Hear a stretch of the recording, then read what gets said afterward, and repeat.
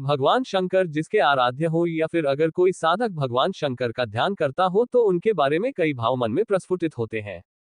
जैसे कि भगवान शंकर त्रिशूल लिए साधना पर बैठे हैं। उनका तीसरा नेत्र यानी भ्रिकुटी बंद है। उनकी जटाओं से गंगा प्रवाहित हो रही है। उनका शरीर समुद्र मंथन के समय विषपान करने की वजह से नीला दिख रहा है। भगवान शंकर की जटाओं और शरीर के इर्द गिर्द कई सांप लिपटे हुए हैं।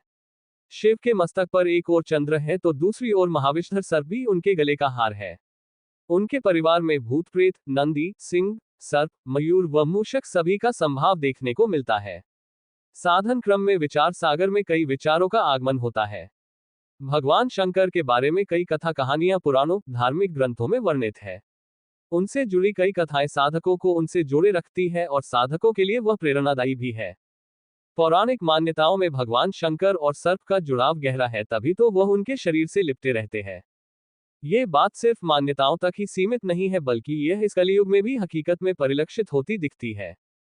यूं तो भगवान जनता जनार्दन के लिए अपनी कृपा बरसाने में अति दयालु है, लेकिन कहते हैं कि अगर आपको भगवान शंकर के दर्शन न हो और अगर सर्प के दर्शन हो जाए तो समझिए कि साक्षात भगवान शंकर के ही दर्शन हो गए।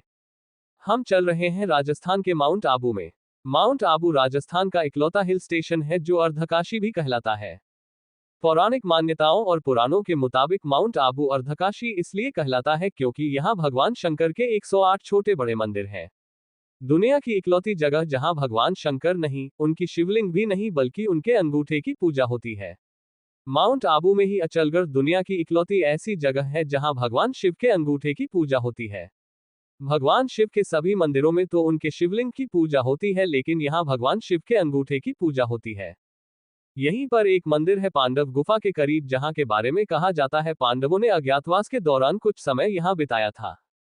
शिव मंदिर में बीते सोमवार को भगवान शंकर को जल और दूध से नहलाने पहुंचे श्रद्धालुओं को लगा जैसे भोले एक विशालकाय नाग के रूप में प्रकट हो गए। मंदिर भोले की जयकारों से गूंज रहा था। शिवलिंग पर जल, बिल्व पत्र, भांग, धतूरा, फूल आदि चढ़ाए जाने का क्रम जारी था। तभी एक विशालकाय सर्प न जाने कहां से आकर शिवलिंग से लिपट गया। इस नाग का आकार लगभग 6 फीट का था। इस बीच कुछ लोगों ने डरते डरते शिवलिंग पर जल भी अर्पित किया, लेकिन नागराज कई घंटों तक शिवलिंग से लिपटे रहे। सावन का दूसरा सोमवार और शिवलिंग पर जल चढ़ाने का सिलसिला चलता रहा। इस बीच नाग की अटखेलियां भी जारी रही। वह कभी शिवलिंग के ऊपर बैठता तो कभी शिवलिंग की चारों तरफ लिपटकर बैठ जाता। लोग हैरान थे, लेकिन जो लोग वहां थे उनके मुताबिक ये हैरानी उस सांप को नहीं थी। वह शायद निर्भय होकर आनंद की अनुभूति कर रहा था। इतने लोगों के बीच कोई सांप लगभग 6 घंटों तक शिवलिंग से लिपटा रहा। लोग टकटकी लगाए देखते रहे। कुछ लोगों के लिए भोले सर्प के रूप में शिवलिंग से आकर लिपटे थे तो कुछ लोग उस पल को शिद्दत से महसूस करना चाह रहे थे।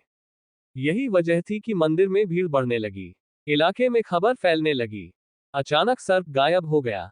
वहां श्रद्धालुओं के चढ़ाए पुष्प और फल तो दिख रहे थे, लेकिन सर्प नहीं। सांप इंसानों के लिए खतरनाक होता है, लेकिन ये बात भी सच है कि उसे हम इंसानों से ज्यादा डर लगता है। आस्था, विश्वास की परिभाषा आध्यात्म की सीमा रेखा में सब कुछ मानने पर ही निर्भर है। स्थानीय लोगों के मुताबिक माउंट आबू के उन मंदिरों में जो जंगल के बीचों बीच है, वहां इस प्रकार की घटनाएं सावन के महीने में सोमवार को या फिर शिवरात्रि के मौके पर जरूर होती है। पिछले वर्ष इन्हीं जंगलों के एक शिव मंदिर में पंचमुखी 5 मुंह वाला सांप दिखा था। ये घटनाएं ये सिद्ध करती है कि शिव, शिवलिंग और सर्प का गहरा नाता है। ये रिश्ता इंसानी समझ से परे है। क्या माने क्या ना माने ये हमारे विवेक पर निर्भर करता है। कुछ लोगों के लिए ये भोले का रूप हो सकता है तो कुछ के लिए कोरा अंधविश्वास। लेकिन ये बात सोचने पर जरूर विवश करती है कि हजारों की भीड़ में एक सांप 6 घंटे तक शिवलिंग से कैसे लिपटा रहा, वह भी भोले के जयकारों और मंदिर में बजती घंटियों के बीच।